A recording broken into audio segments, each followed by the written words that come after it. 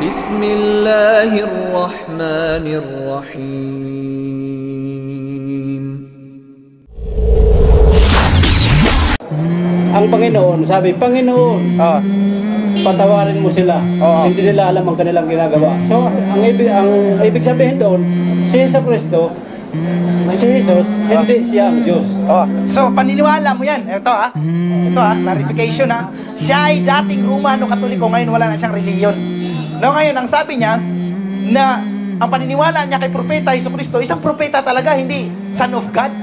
No, ngayon, ano ang turo ng pari? Patungkol sa buhay ni Propeta Jesucristo, siya ba ay Diyos o propeta?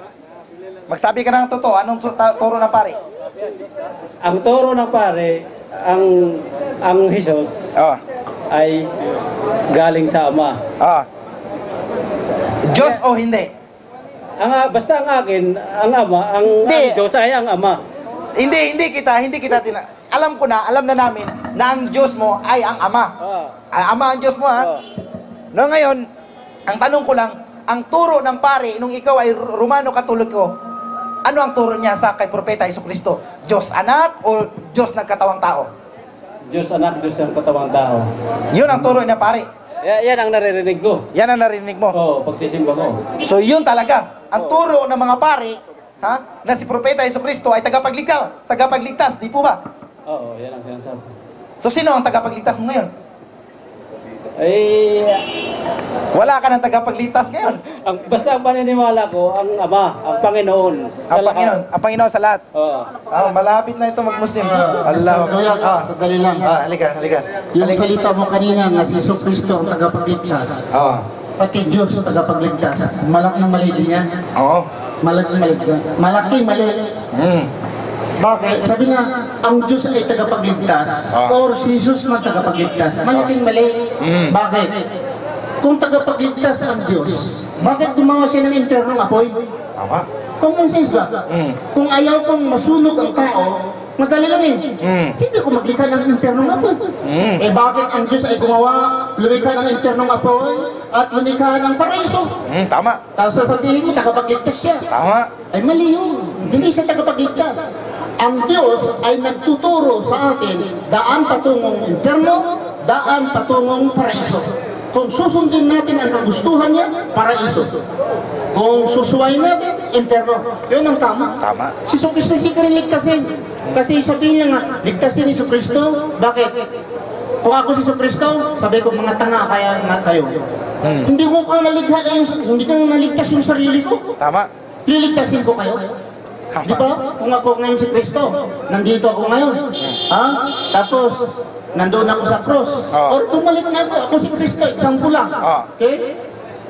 Hindi hihingi kayo ng ng kaligtasan sa akin. Yung doon nga ako sa cross, hindi nga ako naligtas yung sarili ko. Kayo pa mapaligtas sa akin. Ano kayo? Hello? Turo ng Kristyanismo. Si brother. Pero totoo ba yun na ang Jesus ay sugo lang ng Panginoon sa lahat? Tama. Sugo ang si Jesucristo. Hindi lang si Jesucristo sugo. Si Abraham, si Noah, si Moses, si Muhammad, peace be them all. Kaya ang paniwala ko, ang Ama, ang Panginoon sa lahat. Ang Ama. Sa amin yung paniwala, mali din yan. Pero sabihin ko, bakit mali? Pag sabi mo kasi nga, tatay, hindi ka maging tatay or ama kung wala kang anak. Tama. Di ba? Paano naging ama ang Diyos kung wala siyang anak? Wala ring asawa. Okay. Kung sabihin mong ama, may anak ng Diyos. Sino? Si Jesucristo. Kung si Jesucristo ay anak, Diyos yan. Dalawa ng Diyos. Bakit?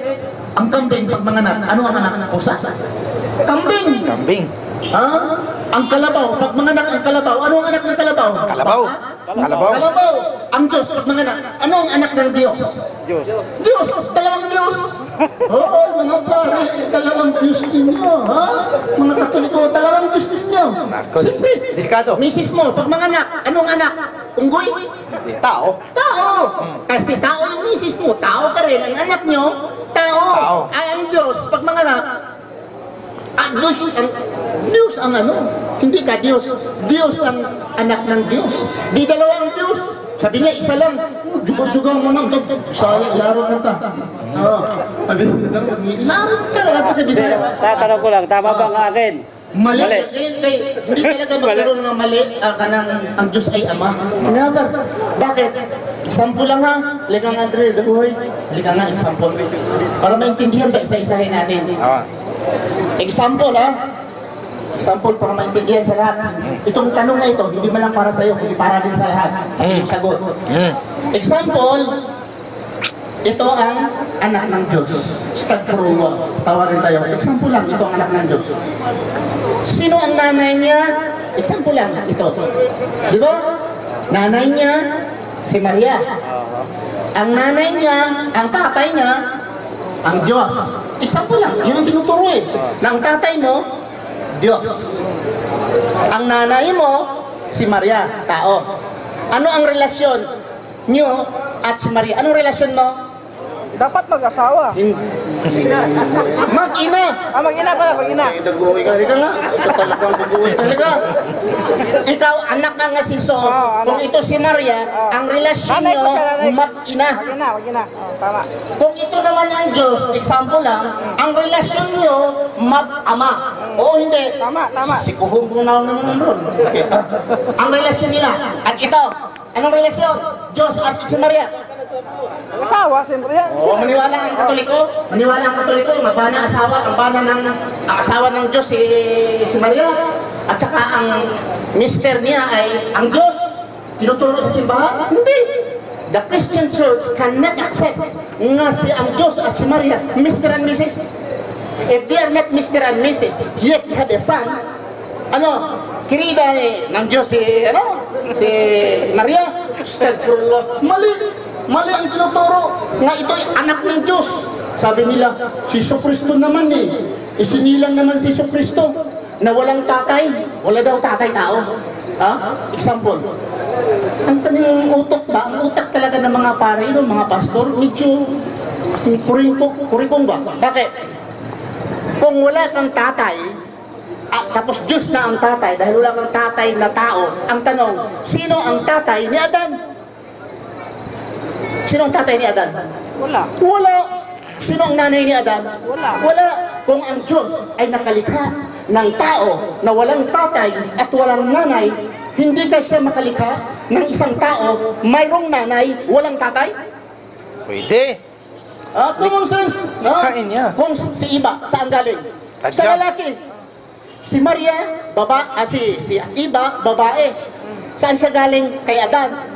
Ang Diyos nakapalabas ng tao, nagmula sa lalaki. Ang Diyos kaya, hindi makapalabas ng tao, nagmula sa babae? Kaya. Kung sambahin ko si Kristo dahil nagmula siya sa ina, wala siyang tatay na lalaki, masambahin ko si Iba. Dahil si Iba, wala siyang nanay, tatay lang. Galing siya kay Adan. So makalikha ang Diyos. So gusto niyang likhain, malikha. Pero tawagin natin, anak siya ng Diyos. Mayroon pa nga sa Biblia, Hebrews chapter 7, verse 1 and 3. Si Melchizedek, the king of Salem, no father, no mother, no beginning, no end. Ano yun? Sige, naguguro yung binte. Tagaan natin, bigyan natin ng regalo. You say of the day that Abraham passed your way, and he was instructed by God to build a house of peace where people will pray, and they will come on every lean camel and out of every ravine for the purpose of praising Allah, to glorify Allah. O mountains of Mecca, what can you tell of the day that stones from the sky fell, destroying an army? بسم الله الرحمن الرحيم